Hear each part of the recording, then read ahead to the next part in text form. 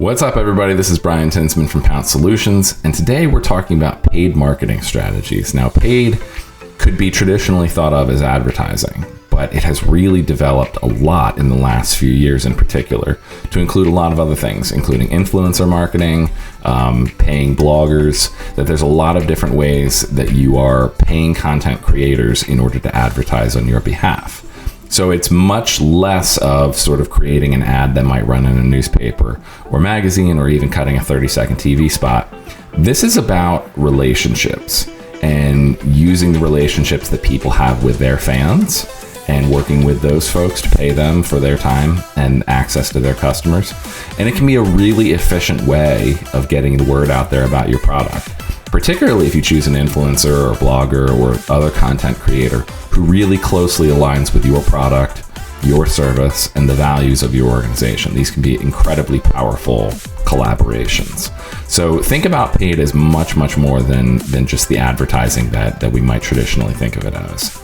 So a couple of numbers that you really want to keep track of, and we can always do a deeper dive individually with this, but how do you know if your advertising is working? Well, there's two numbers that I want you to always keep in mind. The number one number is the cost per acquisition. So everything is a bit relative, and there aren't really universal numbers when you get into this.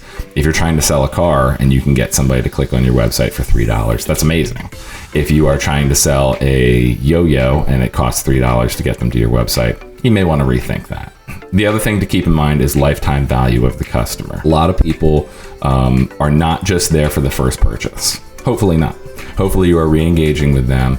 They're spending money with you over the course of their lifetime. So that can be, a monthly subscription to something. It could be multiple purchases. Either way, you should have an idea of what your average customer, once they make a purchase, is worth to you. And then keep that number in mind as you're setting your budget as well. So again, if you know that your customer is worth $1,500 over the course of a lifetime, then you might be willing to spend up to $100 in order to get them in the door. You might be willing to spend a lot more than that depending on what your product or service is. Always keep these numbers in mind because they can be used to justify, but also to understand exactly what you're spending on for your paid strategy as it relates to marketing. So if you have any questions that are specific to what you're trying to do with paid marketing right now, you can always DM us or hit us at pouncesolutions.com.